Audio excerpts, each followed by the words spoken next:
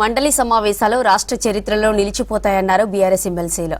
ప్రజా సమస్యలపై ప్రభుత్వాన్ని నిలదీయడంలో బీఆర్ఎస్ విజయం సాధించిందన్నారు. కాంగ్రెస్ పాలనలో హైదరాబాద్లో రియల్ ఎస్టేట్ పడిపోయిందన్నారు. రైతులే కాకుండా రియల్టర్లు కూడా ఆత్మహత్యలు చేసుకునే పరిస్థితి ఏర్పడిందన్నారు బీఆర్ఎస్ నేతలు.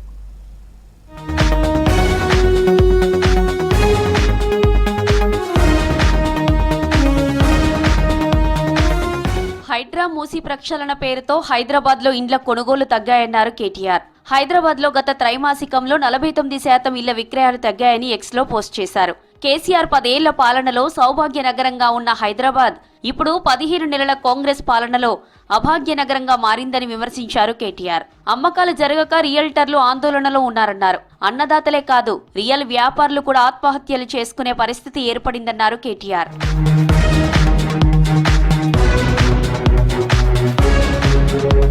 అసెంబ్లీ బడ్జెట్ సమావేశాల్లో ప్రజా సమస్యలపై ప్రభుత్వాన్ని నిలదీయడంలో బీఆర్ఎస్ విజయం సాధించిందన్నారు మండలి ప్రతిపక్ష నేత మధుసూదనాచారి. మండలి సమావేశాలను కాంగ్రెస్ పార్టీ తూతూ మంత్రంగా మార్చి ప్రజా సమస్యలు చర్చకు రాకుండా చేసిందన్నారు. మండలిలో ప్రశ్నోత్తరాలను రద్దు చేశారని చెప్పారు. సభ హుందాతనాన్ని కాపాడడంలో కాంగ్రెస్ విఫలమైందన్నారు మధుసూదనాచారి. ఈ 10 రోజుల మండలి సమావేశాల్లో మా బాధ్యతగా ప్రధాన ప్రతిపక్షంగా రాష్ట్ర ప్రయోజనాలే ధ్యేయంగా ఉండేటువంటి పార్టీగా మేము మా పాత్రను నిర్వర్తించినాం. ఈ రేపటి నుండి ప్రజాక్షేత్రంలో ఇక్కడ వారాలు గంటలు కానీ మాకు ప్రతి క్షణం కూడా ప్రజాక్షేత్రాన్ని ఈ సమస్యల పరిష్కారం కోసం ప్రభుత్వాన్ని నిలదీయడం కోసం సద్వినియోగం చేస్తాం. ఏప్రిల్ 27న లక్షలాది మందితో బీఆర్ఎస్ ఆవిర్భావ బహిరంగ సభ నిర్వహిస్తామన్నారు ఎమ్మెల్సీ కవిత.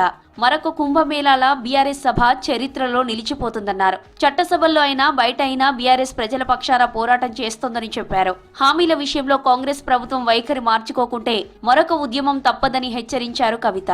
మరి బీఆర్ఎస్ పార్టీ తమ పోరాట పటిమతోని ఇలాగే ప్రజా సమస్యలన్నింటినీ కూడా ప్రభుత్వం దృష్టికి తీసుకొస్తుంది. ప్రజాక్షేత్రంలో ప్రభుత్వాన్ని ఎండగడుతుంది. మనకు ప్రజలకు రావాల్సినటువంటి హక్కులన్నింటినీ కూడా సాధిస్తామని మరొక మారు తెలియజేస్తూ ఉన్నాం. బీఆర్ఎస్ పార్టీ మీకు తెలుసు మరి రజతోత్సవం జరుపుకోబోతా ఉంది త్వరలోనే. 25 వసంతాల పండుగని వరంగల్ దగ్గర ఉన్నటువంటి ఎల్కతుర్తి క్రాస్ రోడ్స్లో చాలా పెద్ద ఎత్తున లక్షలాది మందితోని ఏప్రిల్ 27వ తారీఖున భారీ బహిరంగ సభ నిర్వహించబోతా ఉన్నాం. బడ్జెట్ వాస్తవాలను ప్రభుత్వం బయటకు రానివ్వడం లేదని ఆరోపించారు మాజీ మంత్రి పొన్నాల లక్ష్మయ్య. అసెంబ్లీ వేదికగా కాంగ్రెస్ ప్రభుత్వం రాజకీయాలు చేసిందన్నారు. ఆంధ్ర ప్రభుత్వం టేల్ పాండ్ నుండి నీళ్లు తీసుకెళ్తుంటే ఇరిగేషన్ మంత్రి మాట్లాడలేదని విమర్శించారు పొన్నాల లక్ష్మయ్య. ప్రతిపాదనలు, ఖర్చు, అభివృద్ధికి ఖర్చు పెట్టే మూలధన వ్యయం, ఈ విషయాలన్నీ కూడా చర్చించే అవకాశాలు అసెంబ్లీలో తీసుకున్నప్పటికీ కూడా వాస్తవాలను బయటికి రాకుండా చెప్పదలుచుకున్నదే పవిత్ర దేవాలయమైన శాసనసభ లోపల పరిపాలన విషయంలో రాజకీయాలు చేసే తత్వం ఈ రోజుల్లో చాలా స్పష్టంగా కనబడుతుంది. భూ కబ్జా కేసులో రంగారెడ్డి జిల్లా మోకిల పోలీస్ స్టేషన్లో విచారణకు హాజరయ్యారు బీఆర్ఎస్ మాజీ ఎమ్మెల్యే జీవన్ రెడ్డి. మోకిలలో 114 ఎకరాల భూమి కబ్జా చేశారని గతంలో ఆయనపై కంప్లైంట్స్ రావడంతో కేసు నమోదైంది. దీనిపై ముందస్తు బెయిల్ కోసం జీవన్ రెడ్డి సుప్రీంకోర్టుకు వెళ్లారు.